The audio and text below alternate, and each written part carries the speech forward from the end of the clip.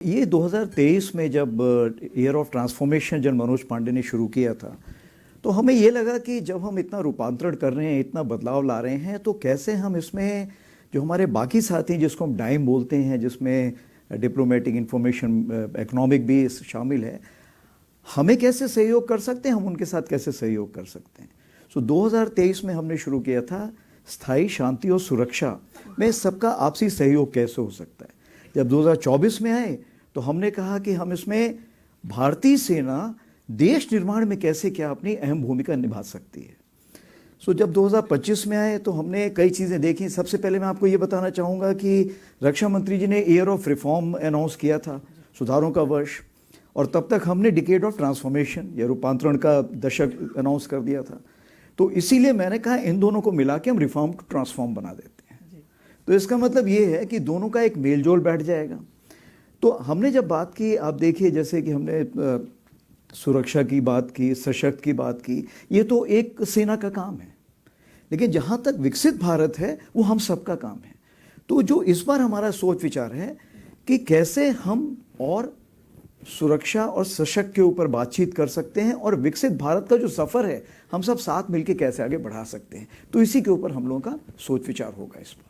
ये साल ऑपरेशन सिंदूर का साल था। ये साल एक ऐसा साल था जिसमें हमारे देशवासियों ने बहुत सारी ऐसी चीज़ें देखी जो शायद उनकी कल्पना से परे था। ऑप सिंदूर को लेकर रक्षा मंत्री की तरफ से, सीडीएस की तरफ से बार बार कहा गया कि अभी ख़त्म नहीं हुआ, और आपको भी अगर मैं कोट करना चाहूँ तो आपने कहा कि ऑप सिंदूर ख़त्म नहीं हुआ है, बस अभी गोलाबारी रुकी है।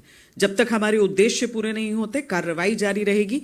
अगर पाकिस्तान को भूगोल में अपनी जगह बनाए रखनी है तो उसे राज्य प्रायोजित आतंकवाद बंद करना होगा। भारतीय सेना अगले चरण ऑप सिंदूर 2.0 की तैयारी में है।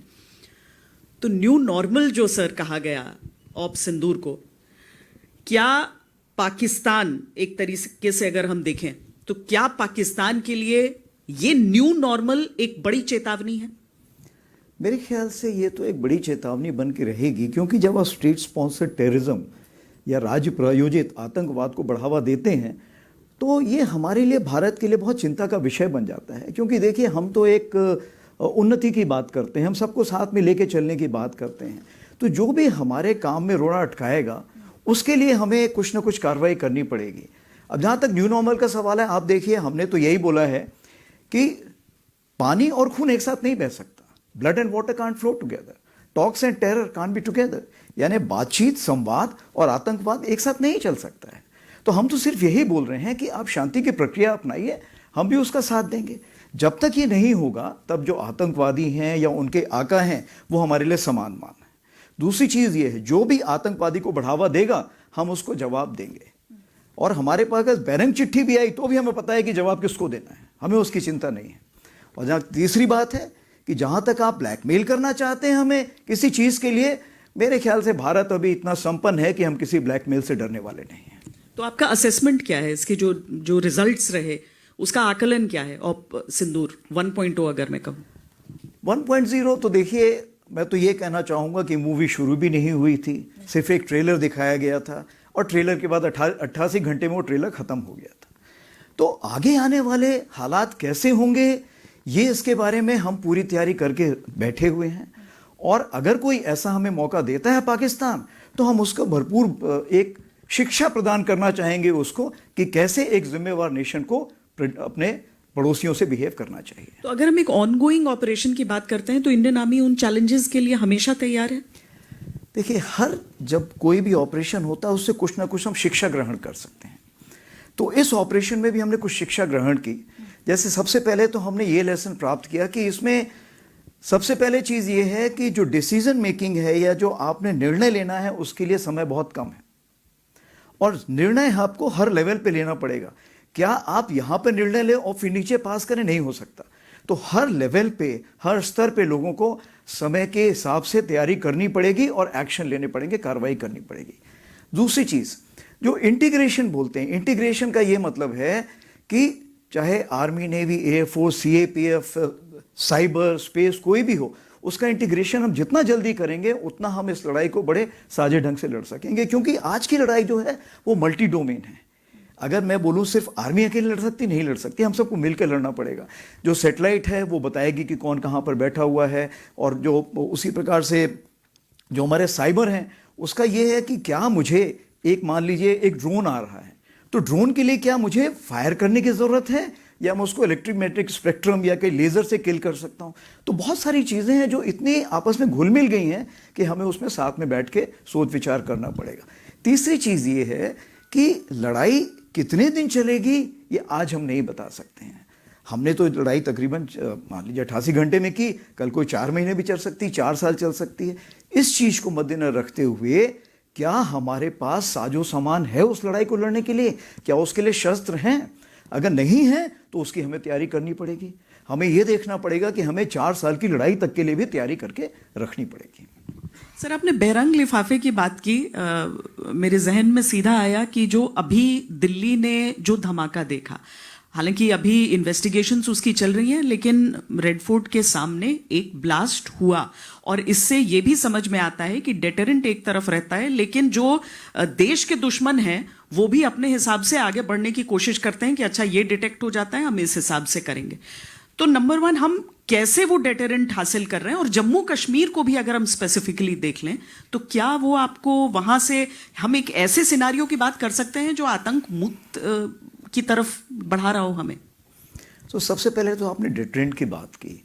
डेटरेंट जो हम बोलते हैं सैन्य शक्ति, और जो हमारा राजनीतिक इरादा है, राजनीतिक निर्णय लेने की जो काबिलियत है, क्योंकि डिटरेंस तब काम करता है जब आप उस पर विश्वास कर सकें कि हाँ ये कुछ करेंगे अगर हमने कुछ कार्रवाई गलती की तो।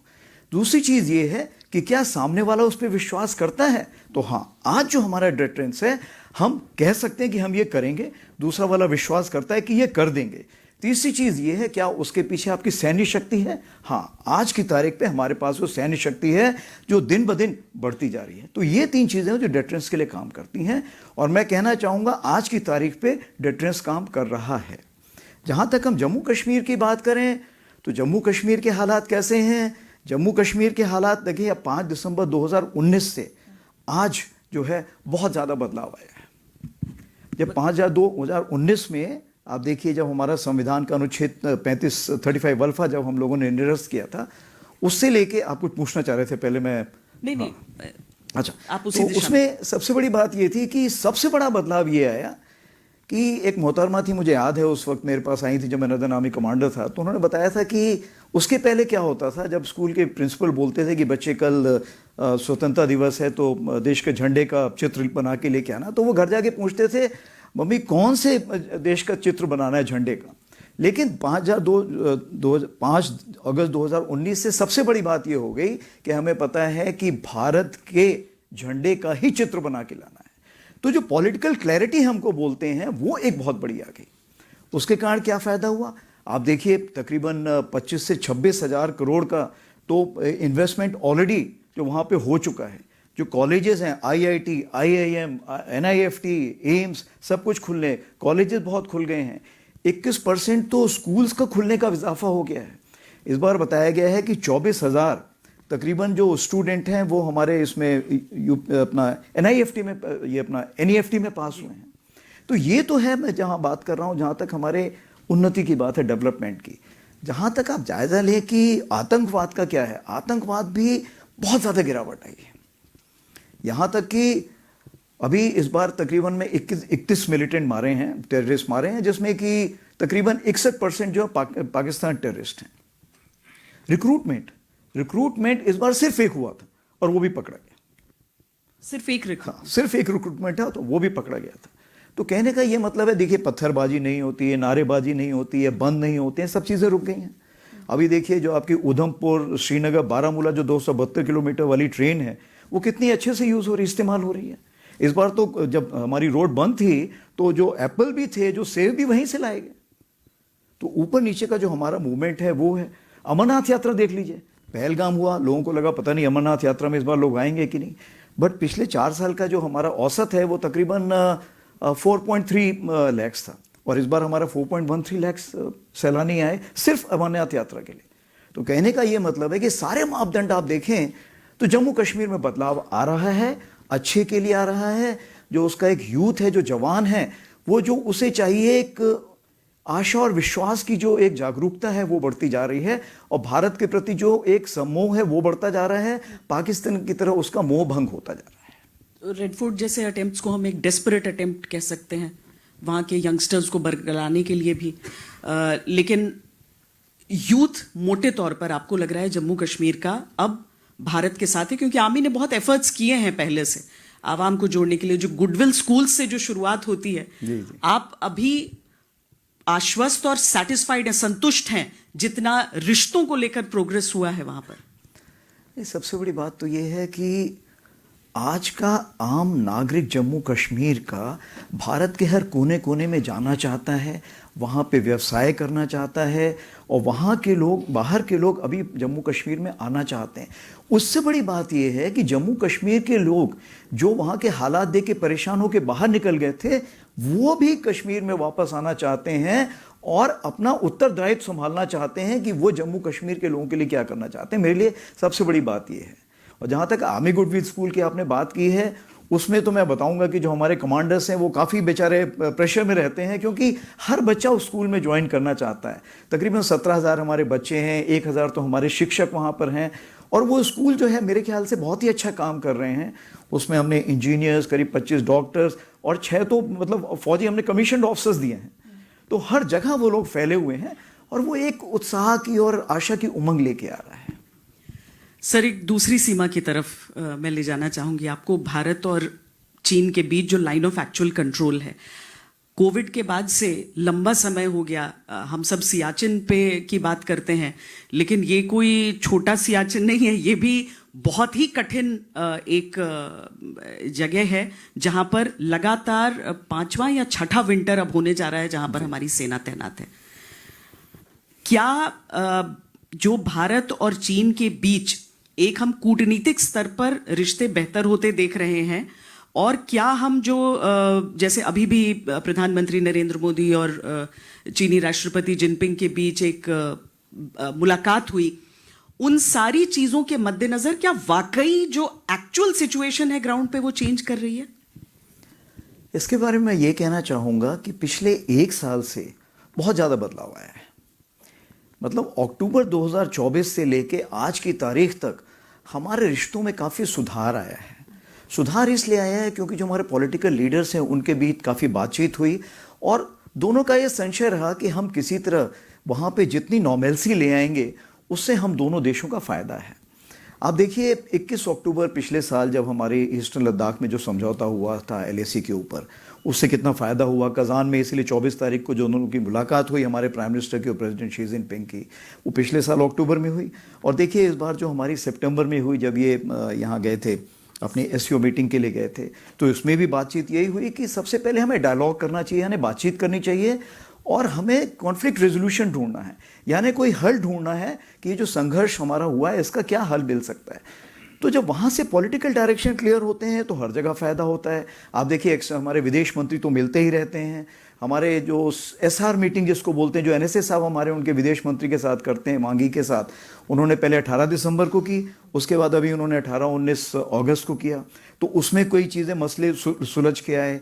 उसी प्रकार से हमारा देखिए रक्षा मंत्री जी वो जून में गए, जब जून में गए तो उन्होंने बल्कि वहाँ के जो डिफेंस मिनिस्टर थे, रक्षा मंत्री, उनसे बोला देखिए जी अभी वक्त आ गया है कि हमें डिसाइड करना है कि बर्फ़ पिघलनी चाहिए ना पिघलनी चाहिए, एक डिसीजन लेना चाहिए। और उसके बाद जब अभी वो बैठे हुए थे ADMM प्लस में 1 नवंबर को, जब वो मलेशिया में थे, तो दोनों साथ में बैठे हुए थे, और दोनों ने यही एक हल निकाला कि मेरे ख्याल से जितनी ज़्यादा बॉर्डर पे बातचीत होगी उतना में हल मिलेगा। लेकिन मुझे याद है मैं विदेश मंत्री से एक इंटरव्यू कर रही थी, और उन्होंने मैंने कॉम्प्लीमेंट किया कि भारत की डिप्लोमेसी किस तरीके से बदली है। उन्होंने कहा कि अगर सरहद पर बैठी हमारी सेना उतनी मजबूत नहीं होती तो हमारी डिप्लोमेसी ऐसी नहीं हो सकती थी, मुझे वो प्लेटफॉर्म नहीं मिलता बात करने के लिए। और इसीलिए मैं उस डिफेंस डिप्लोमेसी की आपसे बात पूछना चाहती हूँ कि जो एक हार्ड पावर डिप्लोमेसी है वो कितनी प्रभावशाली होती है? देखिए सबसे पहले चूंकि आपने श्री जयशंकर जी की बात की, विदेश मंत्री जी की, वो पिछले अक्टूबर में हमारे पास आए थे और उन्होंने सारे आर्मी कमांडर्स को एड्रेस किया था। जब उन्होंने संबोधन किया था तो उन्होंने हमें ये बताया था कि डिफेंस डिप्लोमेसी एक ऐसी चीज़ है जिसमें मेरे ख्याल से भारतीय सेना को बहुत कुछ करना है, अभी बहुत कुछ सीखना है, बहुत कुछ करना है, क्योंकि ये मेरे ख्याल से डिप्लोमेसी का बहुत अहम भूमिका निभाती है। तो हम बात करें तो hard power and soft power, diplomacy soft power हुई, फौज हार्ड पावर हुई, अगर दोनों को आप मिलाते तो स्मार्ट पावर बन जाता है। तो इसका मतलब ये है कि डिफेंस डिप्लोमेसी को हम स्मार्ट पावर बोलते हैं। और जैसे डेटरेंस वैल्यू तो आपको पता ही है, लेकिन हम एक डिप्लोमेसी के ढंग से देखें तो बहुत हमारे दायरे बढ़ते हैं। कैसे दायरे बढ़ते हैं? कहने का ये मतलब है कि हम सबसे पहले जब दो देशों के बीच में अगर डिप्लोमेटिक रिलेशंस हैं, उसमें मिलिट्री अगर आ जाती है, तो हमारे रक्षा मंत्री जी कहते हैं संगीत और सेना ये दो ऐसे हैं जो सारे विश्व में एक दूसरे की भाषा समझते हैं। संगीत के लिए आपको भाषा समझने की जरूरत नहीं, मिलिट्री को आपस में बातचीत करने की भाषा की जरूरत नहीं है। तो ये एक ऐसी चीज है कि जब हम किसी भी देश में जाते हैं, जैसे मिलिट्री उससे मिलते हैं, हम दोनों एक दूसरे से वार्तालाप कर सकते हैं, एक दूसरे को समझ सकते हैं। तो आपसी जो विश्वास होता है वो एक बढ़ने लगता है। जब आपसी विश्वास बढ़ने लगता है तो आप देखेंगे कि दोनों में क्लोज कॉपरेशन शुरू हो जाता है, चाहे वो एक्सपोर्ट इंपोर्ट का हो, या ट्रेनिंग के ऊपर हो, या टेक्निकल एक्सचेंज का हो, सब्जेक्ट मैटर एक्सपर्ट का हो, और किसी भी तरह की बातचीत हो, ट्रेनिंग का हो, या हम एक्सरसाइजेज जो करते हैं, और ज़रूरत पड़ने पे इवन यूनाइटेड नेशंस में जो हमने साथ में काम करना है उसके लिए भी हम काफ़ी आगे बढ़ सकते हैं। तो उसको हम अगर चाइना के संदर्भ में रखते हुए देखें और वहां पर बदले हुए और बदलते हुए हालात देखें, आगे का रास्ता क्या देख रहे हैं? अब यहां से कैसे कंप्लीट नॉर्मलसी हो सकती है और क्या उसकी दिशा में हम बढ़ चुके हैं? अगर आप देखें पिछले एक साल में तकरीबन जो ग्राउंड लेवल पे इंटरेक्शन है, हमने 1100 इंटरेक्शन किए हैं, यानी हर दिन 3 इंटरेक्शंस तकरीबन हुए हैं। तो इसका मतलब ये है जो हमारी बातचीत है ग्राउंड लेवल पे, अभी पहले क्या होता था कि सिर्फ कोर कमांडर लेवल पे होती थी, अभी हमने उसको battalion commander, company commander level तक ले आए, ग्राउंड कमांडर तक ले आए हैं।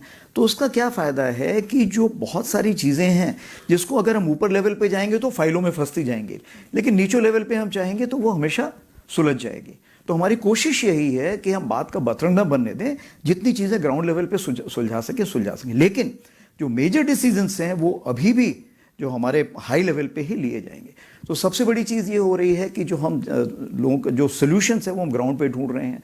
उससे क्या हुआ है कि दोनों साइड पे एक लचीलापन आ रहा है बातचीत करने में। दोनों साइड को चूंकि ऊपर की तरफ से भी डायरेक्शंस है कि भाई बातचीत में जितना सॉल्व कर सकते हो, जितना आप सोल्यूशन ढूंढ सकते हो, उतना ढूंढने की कोशिश करो। तो उदाहरण के तौर पे मान लीजिए उन्होंने कुछ कंस्ट्रक्शन करना है, कोई भी ऐसी कार्रवाई करनी, तो हमको पहले बताते हैं। पहले क्या होता था, वो नहीं बताते थे, हम दोनों में किसी प्रकार की बातचीत हो जाती थी, गर्मा गर्मी हो जाती। आजकल वो नहीं होता है। कुछ बनाया भी, हमने उनको बोला कि कृपया इसको हटाइए, ये उचित नहीं है, वो उसी टाइम हटा लेते हैं। तो ये कहना चाहिए जो ग्राउंड का कॉपरेशन है वो बहुत अच्छा है। अभी जैसे हम बात करें कि डिसएंगेजमेंट काफ़ी तक हो गया है। उसके बाद जब बाउंड्री लिमिटेशन और जो बाकी बातें करेंगे तो उसमें क्या होगा, हमें बहुत फ़ायदा होगा आगे आने वाले दिनों में। तो एक WMCC करके एक ऑर्गेनाइजेशन हम रखते हैं जिसमें जॉइंट सेक्रेटरी विदेश मंत्रालय के उसको हेड करते हैं, working mechanism for consultation and coordination. उसमें हमारे आर्मी के भी नुमाइंदे होते हैं। तो उन्होंने 2 ग्रुप अभी बनाए हैं, एक एक्सपर्ट ग्रुप है और एक वर्किंग ग्रुप है। तो ये दोनों जो ग्रुप है हमें आगे का रास्ता बताएंगे कि कैसे हम बाउंड्री प्रॉब्लम्स को, ये सीमा की जितनी परेशानी है उसको कैसे दूर कर सकते हैं, और जो वो मार्गदर्शन देंगे उसके हिसाब से हम आगे बढ़ते जाएंगे। सर, अब जम्मू कश्मीर की बात हमने की, लद्दाख की बात की, अब मैं पूर्वोत्तर की तरफ जाना चाहती हूँ, क्योंकि मणिपुर के जो हालात हैं उसमें कोई बहुत पॉजिटिव सुधार नहीं दिखता है। क्या कारण आपके अनुसार? मैं पॉलिटिकल नहीं जानना चाहती हूं आपसे, लेकिन चूंकि जब पॉलिटिक्स के केंद्र में नहीं भी थी मणिपुर की चर्चा, तब भी सेना वहां पर हैंड होल्डिंग करती हुई दिखती थी। जहाँ तक मणिपुर का सवाल है, सबसे पहले तो जब ये मई 2023 में जो हादसे हुए थे, आपको पता है, उससे मुझे भी बहुत आंतरिक दुख हुआ था, क्योंकि मैंने खुद मणिपुर में काम किया हुआ है। तो मुझे बड़ा दुख लगा कि इतना सुंदर प्रदेश, जो कि मतलब मेरे लिए तो एक स्वर्ग की तरह था, और किस हालात में है। परंतु जब हमारा फरवरी 2025 में जब से राष्ट्रपति शासन लागू हुआ, तब से क्या हुआ, थोड़ा सा आप देखेंगे कि लोगों में आपसी विश्वास और सरकार के प्रति विश्वास बढ़ने लगा। तो उससे आज की तारीख पे अगर आप देखें तो बहुत ज़्यादा बदलाव आ गए हैं। आप देखिए शिरोय लिली, जो एक उखरूल में जो मनाया गया एक फेस्टिवल, उसमें सब उसके लोग थे, सब तरह के लोग थे। उसी प्रकार से डूरंट कप 2-3 साल बाद आया। मैं खुद 31 जुलाई को वहाँ पे गया था डूरंट कप अटेंड करने, और भीड़ इतनी थी कि संभाली नहीं जा रही थी। और जो हमारे डीजीपी साहब थे वो फुटबॉल मैच कम देख रहे थे, बाहर की भीड़ को संभालने में ज़्यादा लगे थे। तो कहने का ये मतलब है कि मणिपुर के जो उमंग वाले दिन थे, जो आशावादी दिन थे, वो वापस आ रहे हैं। और उसके बाद जो हमारे सितंबर में जब हमारे प्राइम मिनिस्टर जी गए, उन्होंने भी बोला कि मणिपुर तो एक भारत का रत्न है। तो ये जो बातें हो रही हैं, इससे क्या है, वहाँ के लोगों में विश्वास वापस आ रहा है। और अगर सब ठीक रहा तो कुछ दिनों में मेरे ख्याल से राष्ट्रपति महोदया भी वहाँ विजिट करेंगे। जहाँ तक सवाल है कि वहाँ पे वॉयलेंस लेवल आज की तारीख पे क्या है, जो 2023 में जो मापदंड थे और जो आज के मापदंड है बिल्कुल बदली हो गए। वहाँ पे 2023 में थोड़ा पुलिस भी परेशान थी, लोग भी चिंतित थे। सो मान लीजिए जैसे हम 28 तकरीबन लोगों को अरेस्ट करते थे महीने में, आज की तारीख पे वो 88 हो गए। जो आपको पता है कि वेपन्स कितने वहाँ पे लूटे गए थे, तकरीबन हम 2023-24 में 200 तकरीबन औसतन वेपन हम रिकवर करते थे पर मंथ। आज की तारीख पे 400 करने लगे हैं। जो इंसिडेंट हैं वो तो बिल्कुल मतलब 7 से 8 इंसिडेंट पर माह रह गए, जो बहुत कम हो गए हैं। तो ओवरऑल अगर देखा जाए तो बदलाव आ रहे हैं। बदलाव अभी और भी आएंगे। जब आप देखेंगे ट्रेन जो हमारी है जब तो इम्फाल तक आएगी तो वो बदलाव धीरे धीरे और बढ़ते जाएंगे। तो मुझे लग रहा है कि आगे आने वाले दिनों में अगर वहाँ पे लोग आपस में बैठें, समुदाय के लोग आपस में बैठें और खुद एक सोल्यूशन निकालना चाहेंगे तो मेरे ख्याल से बदलाव जल्दी आएगा। क्या नॉर्थ ईस्ट से जिन देशों की सीमाएं लगती हैं, चाहे वो म्यांमार हो गया या फिर आपका बांग्लादेश हो गया, वहाँ की परिस्थितियां भी चिंताजनक हैं हमारे लिए? जी हाँ, ये तो होता ही है कि सीमा पार अगर कुछ भी हो रहा है तो हमारे पार भी असर पड़ता है। दूसरा, पड़ोसी देश में अगर किसी प्रकार की इंस्टेबिलिटी है तो उसमें हम लोगों को उसका असर पड़ता है। और हम जिम्मेवार देश होने के कारण हमारा ये भी हक बनता है और फर्ज बनता है कि अगर उसको किसी प्रकार की मदद की ज़रूरत है तो वो भी हम दें। तो सबसे पहले हम देखते हैं म्यांमार जैसे आपको पता है कि वहाँ पे कुछ लड़ाइयाँ हुई थी, आपस में कुछ मनमुटाव हुए थे। तो बहुत शरणार्थी जो थे भारत की तरफ आए थे। तकरीबन मेरे ख्याल से 43,000 या 44,000 जो शरणार्थी अभी भी भारत की तरफ हैं, मिज़ोरम में हैं, मणिपुर में हैं, ये लोग बैठे हुए हैं। तो उनको हम संभाल रहे हैं क्योंकि हम चाहते हैं वो स्वेच्छा से वापस जाएं। जब तक वहाँ के हालात में अगर थोड़ा सा असमंजस है तब तक हम उनको वहाँ पे संभाल के रख रहे हैं। लेकिन परेशानी हमें तब आती है जब उस ज़मीन पे जब किसी का नियंत्रण नहीं है और उस ज़मीन को कोई भी आतंकवादी भारत के अगेंस्ट इस्तेमाल करे तो वो हमें मंजूर नहीं है। तो उसके लिए हम ज़रूर सख्ती से कार्रवाई करेंगे। तो ये एक चीज़ हुई। दूसरी बात ये है कि जो हमारे लोग वहाँ पे रह रहे हैं, जो हमारा ट्रेड है, क्योंकि आप देखिए हम क्या बात करते थे, हम सोचते थे लुक ईस्ट से हम एक्ट ईस्ट में आ गए। तो एक्ट ईस्ट में क्यों आए? क्योंकि हम म्यांमार से बहुत ज़्यादा अपने संबंध बढ़ाना चाहते थे। संबंध हमारे बढ़े हुए हैं, लेकिन इन्हीं रुकावटों के कारण हम उसको एक अमली जामा नहीं दे पा रहे हैं। यानी जो इकोनॉमिक डेवलपमेंट है, जो बाकी चीज़ें, उसमें हम उसको डेवलप नहीं कर पा रहे हैं। तो हमारी कोशिश यही है कि म्यांमार के साथ मिलके हम जितनी जल्दी इन मामलों को सुलझा पाएं, मेरे ख्याल से दोनों देशों के लिए अच्छा होगा। थिएटराइजेशन की तरफ बढ़ती हूँ, क्योंकि एक ऐसी चीज़ है जिसकी चर्चा बहुत लंबे समय से हुई, ज़रूरत की बात हुई। 5 साल लगभग हुए हैं, क्या उतना हम आगे बढ़ पाए हैं इसमें जितनी ज़रूरत थी? क्या इसकी आवश्यकता है? अगर ये सारी चीज़ें आप एक्सप्लेन कर पाएं सर। देखिए, थिएटराइजेशन जो होता है वो भौगोलिक आधार पर है और हमारी दो तरफा जो हमारी सीमाएं हैं उसके ऊपर है। जो आंतरिक हमारी चुनौतियां हैं उनसे डील करता है। फिर दूसरी चीज़ ये है कि इसके अलावा हमारी नई डोमेन्स आ गई। पहले हम बोलते थे थल, नभ और वायु, सिर्फ 3 की बात करते थे। बट आज देखिए आपके पास साइबर आ गया है, स्पेस आ गया है, इंफॉर्मेशन वॉरफेयर आ गया है, इलेक्ट्रोमैग्नेटिक स्पेक्ट्रम आ गया है, कॉग्निटिव आ गया है, और भी ऐसे बहुत सारी चीज़ें आ गई हैं। दूसरा, अभी लड़ने वाले कौन हैं? आप देखिए अभी आपके साथ CAPF कंधे से कंधा लगाकर लड़ रही है। उसी प्रकार से देखिए इस बार जब हमने सिविल डिफेंस और जब वो हमने तैयारी शुरू की थी 6-7 के पास सिविल डिफेंस की, सारे NCC के बच्चे लगे हुए थे। उसी प्रकार से हमारी इतनी सारी इंटेलिजेंसीज हैं, फिर हमारे NTRO है, ISRO है, इसरो है। प्लस आप देखिए जब लड़ाई लगती है तो सेना को तो एक जगह से दूसरी जगह मूव ही करते रहना पड़ता है। तो हमारी रेलवेज हैं, हमारे सिविल एविएशन है, हमारे रसद पहुंचाने के लिए FCCI है।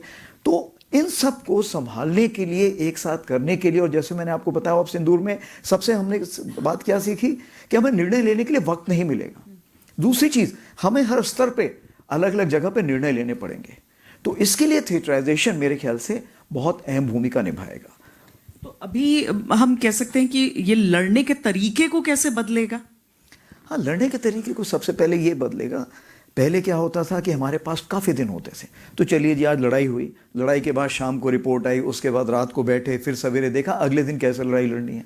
कोई तीसरे दिन लड़ाई लड़ेगा, कोई चौथे दिन लड़ाएगा। अभी वो वक्त नहीं है। अभी 88 घंटे में अगर आपको पूरी लड़ाई लड़नी है तो आपने पूरी जितनी भारत देश की ताकत है पूरी झोंकनी है आपने। अगर आप बोले नहीं जी सिर्फ अभी सिर्फ एयरफोर्स करेगी, फिर देखेंगे हम, उसके बाद श्री गणेश होगा, अभी सिर्फ नेवी करेगी, फिर देखा जाएगा, ऐसे नहीं होगा। अगर हमने किसी देश को हराना है और उसको सिखाना है कि भारत देश की कितनी ताकत है, तो हमें सारी ताकत एक साथ झोंकनी पड़ेगी। और उस समय हमें बैठ के विचार विमर्श करने का वक्त नहीं मिलेगा। उस समय हमें जो थिएटराइजेशन के जो थिएटर के कमांडर होंगे उनको पूरी हमें डेलीगेशन करना पड़ेगा। आपके सुपुर्द पूरी जिम्मेवारी की जाती है, सारे रिसोर्सेज आपके सुपुर्द किए जाते हैं, अभी आप कार्रवाई शुरू कीजिए। तो जिस फ्यूचर वॉर की हम बात करते थे, मतलब द फ्यूचर इज हियर, और हम तैयार हैं उसके लिए? देखिए, भारतीय सेना फ्यूचर को बड़े अलग ढंग से देखती है, क्योंकि भारतीय सेना जमीन से टिकी रहती है। उड़ो कितने भी, बट जमीन से अपना कनेक्शन मत छोड़ो। तो भारतीय सेना कुछ ऐसे ही है। देखिए, हम 5 जनरेशन्स की अपनी लड़ाई लड़ते हैं। 5 जनरेशन ये है जो ट्रेंच वॉरफेयर है। क्योंकि अब हमारी सीमाएं हैं तो हमने मोर्चे संभाल रखे हैं, आज भी फ्यूचर में भी संभाल के रखेंगे, उसमें कोई बदली नहीं है। उसी प्रकार से जो हमारे तोप खाने हैं या जो हमारे बख्तरबंद गाड़ियां, टैंक है, आर्टी गन्स हैं, वो सेकंड थर्ड जनरेशन वॉरफेयर वो भी होगा। फिर हाइब्रिड वॉरफेयर है। हाइब्रिड वॉरफेयर से मतलब कहने का कि जो कन्वेंशन लड़ाई और नॉन कन्वेंशन, नॉन ट्रेडिशन, वो भी लड़ाई हम लड़ रहे हैं। अभी ये नई चीज़ें आ गई आपके पास, आर्टिफिशियल इंटेलिजेंस आ गई, क्वांटम आ गई, सारी चीज़ें। तो मेरे पास जो इतना दायरा है, मुझे जितने भी आते जा रहे हैं उतने में शामिल करते जा रहा हूँ। ये इंडियन सिविलाइजेशन की जगह, आते जाओ, सब एसिमिलेट होते जाओ, सबको मिलाता जाऊंगा। तो भारतीय सेना का काम है सबको मिलाता जाए। तो मुझे मोर्चे की लड़ाई लड़नी है, आर्टिफिशियल इंटेलिजेंस, ड्रोन की लड़ाई सबकी एक साथ लड़नी है। तो मैं इन सब की लड़ाई के लिए आज की तारीख पे तैयार हूं, और इस सब सारी जनरेशन्स में टेक्निक को मैं इन्वॉल्व करते जा रहा हूं। पर अगर ठोस कदम मैं पूछूं कि क्या कर रहे हैं इसकी तरफ भारतीय सेना, क्या कदम उठा रही है फ्यूचर वॉर के लिए तैयार होने के लिए? तो जैसे मैंने आपको पहले बताया था कि हमारे जो पिछले चीफ साहब थे, मनोज पांडे साहब, उन्होंने ईयर ऑफ ट्रांसफॉर्मेशन किया था। नो, ईयर ऑफ ट्रांसफॉर्मेशन, रूपांतरण का साल, एक साल में तो रूपांतरण नहीं आ सकता। बदलाव लाने के लिए it's like a social change, बहुत वक्त लगता है। तो मैंने इसीलिए से दशक का निर्देश दिया कि इसको दशक का बनाया जाए। तो इसमें कुछ 5 पहलू हमने, 5 स्तंभ स्थापित किए, जिसमें सबसे पहले है रीस्ट्रक्चरिंग। रीस्ट्रक्चरिंग का ये मतलब है कि कैसे हम ऑर्गेनाइजेशंस को बदली कर सकते हैं। तो अभी हमने क्या किया, फ्यूचर वॉर को मद्देनजर रखते हुए हमने काफ़ी रीस्ट्रक्चरिंग लाई। जैसे इलेक्ट्रॉनिक वॉरफेयर के हमने कुछ बदलाव लाए हैं। आप देखिए कि हमने जैसे पहले मैंने आपको बताया कि हमें लेसन क्या मिला कि हमें इंटीग्रेटेड लड़ाई लड़नी है, यानी हमें छोटी टुकड़ियां रखनी पड़ेंगी बट वो आपस में इंटीग्रेटेड हों। तो हमने रुद्रा ब्रिगेड की। फिर हमें पता लगा कि हमें कुछ छोटी एजाइल यूनिटें चाहिए जो मॉडर्न भी हों और छोटी हों तो ज़्यादा मूवमेंट भी कर सके, तो हमने भैरव खड़ी की। फिर ड्रोन वॉरफेयर शुरू हुआ तो उसके लिए हमने शक्तिमान और दिव्यास्त्रा खड़ी की, और इन्फेंट्री बटालियन के अश्नी प्लेटून खड़ी की। तो कहने का ये मतलब है कि हमने रीस्ट्रक्चरिंग जो है बहुत तेज स्पीड से अभी हम करने की कोशिश कर रहे हैं। और जहाँ तक हमारा मॉडर्नाइजेशन का प्लान है, मॉडर्नाइजेशन में तो मैं ये कहना चाहूँगा कि जैसे हमारे अभी हमें पता है कि हमारे ऑपरेशनल वॉइड्स क्या हैं, लेकिन ऑपरेशनल वॉइड्स आप लंबे समय के ऑर्डर्स नहीं दे सकते। क्यों? क्योंकि टेक्नोलॉजी बदलती रहती है। तो हमें इमरजेंसी प्रोक्योरमेंट की काफ़ी फ्रीडम मिली। जब इमरजेंसी प्रोक्योरमेंट की फ्रीडम मिली तो हमने उसमें क्या किया कि जो बेस्ट टेक्नोलॉजी थी हम उसको लाए। क्योंकि जब बेस्ट टेक्नोलॉजी हमारे पास आती है तो जो हमारे जवान होते हैं, जो हमारे ऑफिसर्स होते हैं, वो इस टेक्नोलॉजी को समझते हैं। जब समझते हैं तो उसका इस्तेमाल कैसे करना है और इन चीज़ों की कितनी अहमियत है, कितनी ज़रूरत है, उसको बढ़ावा दे सकते हैं। और इसी चीज़ को मद्देनजर रखते हुए EP 2025 भी हमको दिया गया है, और हम उसमें काफ़ी ये टेक्नोलॉजी वगैरह ला रहे हैं जिसको कि हम इसको बढ़ा पाएँ। और जहाँ तक ह्यूमन रिसोर्स का सवाल है, ह्यूमन रिसोर्स को टेक्नोलॉजी और ह्यूमन रिसोर्स को हमें मिलाना पड़ेगा। उसको हम बहुत हद तक, काफ़ी हद तक हम उसमें बढ़ावा कर चुके हैं। इसीलिए 2024 और 25 को हमने ईयर ऑफ टेक्नोलॉजी एब्जॉर्प्शन बताया था, और इसको हम आगे कैसे बढ़ा रहे हैं अभी, ईयर ऑफ नेटवर्किंग और डेटा सेंट्रिसिटी 26 और 27। तो ये देखेंगे, ये प्रक्रिया है।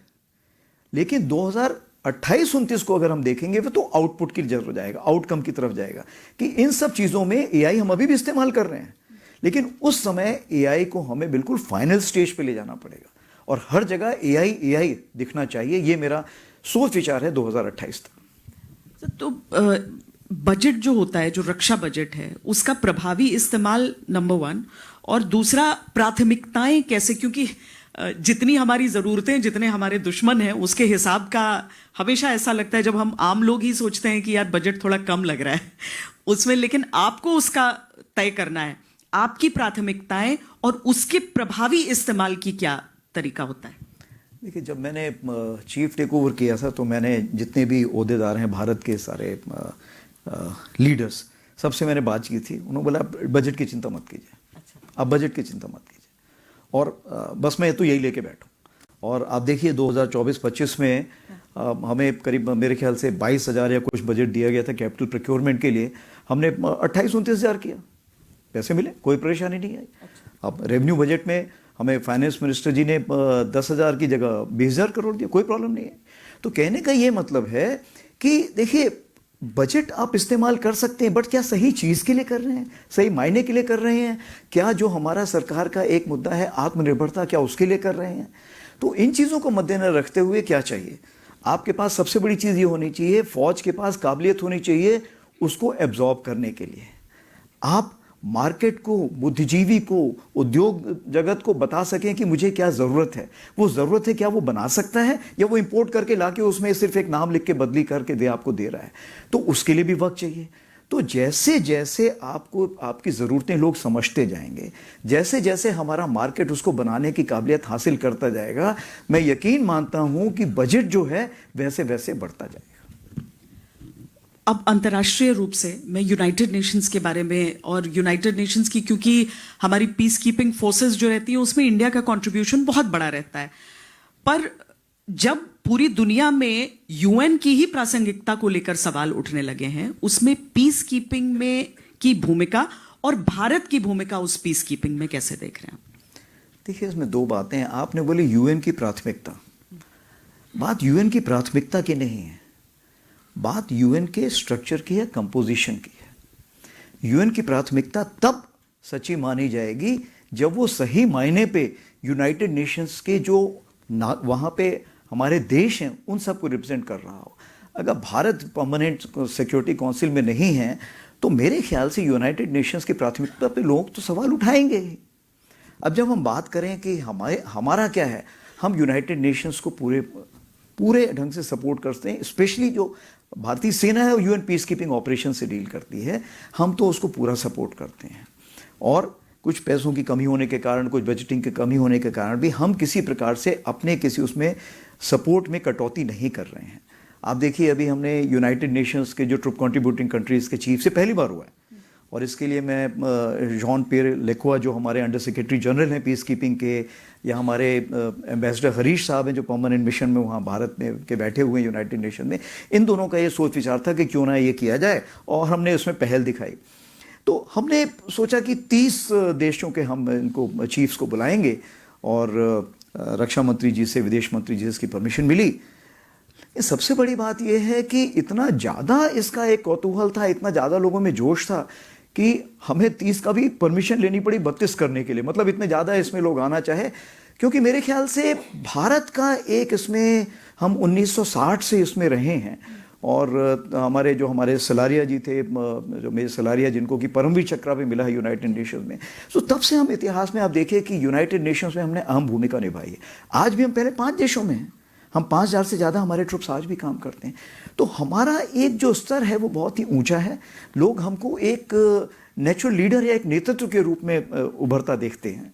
तो हम एक जिम्मेवार उसके पार्ट हैं यूनाइटेड नेशंस के, और आगे आने वाले दिनों में भी रहेंगे।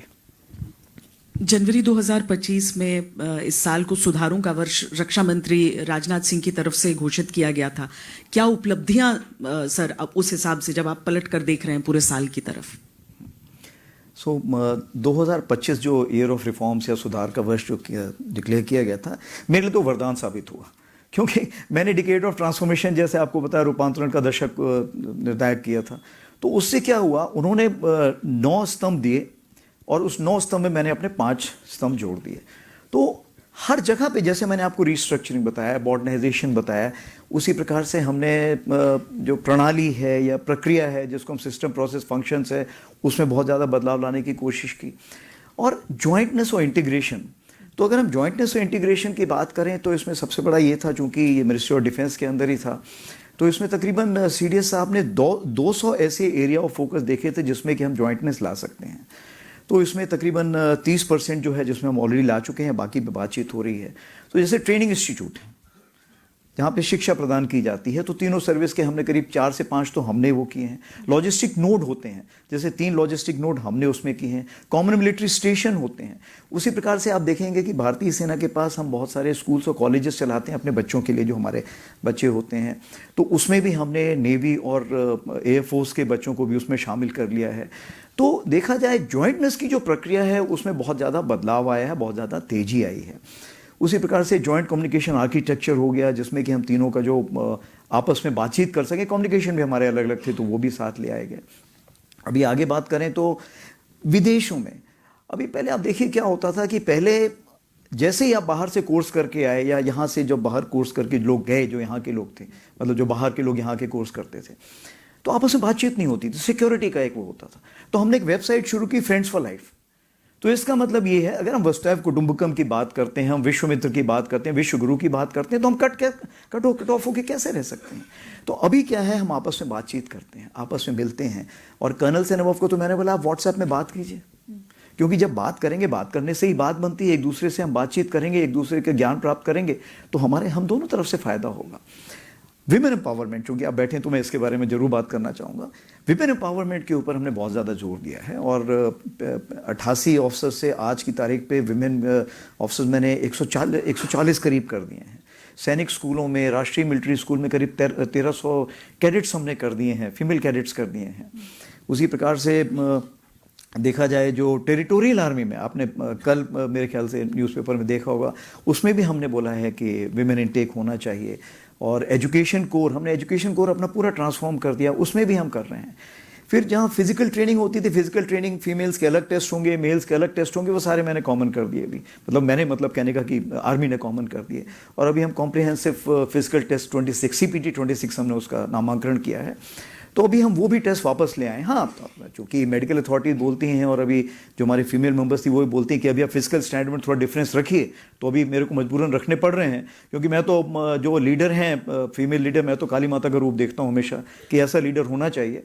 तो उसमें थोड़ा वक्त लगेगा मे बी, बट कोशिश यही है कि मैं उसमें बदलाव ला सकूँ। उसी प्रकार से और भी बहुत सारी चीज़ें हैं, जैसे कि आप देखिए डिजिटाइजेशन, ऑटोमेशन। और आप बात करें रक्षा मंत्रालय की, जो डिफेंस प्रोक्योरमेंट मैनुअल है नया निकाला गया है। डिफेंस एक्विजिशन प्रोसीजर्स जो हैं वो बिल्कुल बनने की कगार पर है, मेरे ख्याल से 31 दिसंबर तक बन जाएगा। तो जो हमारा नेक्स्ट फाइनेंशियल ईयर होगा उसमें वो लागू हो जाएगा।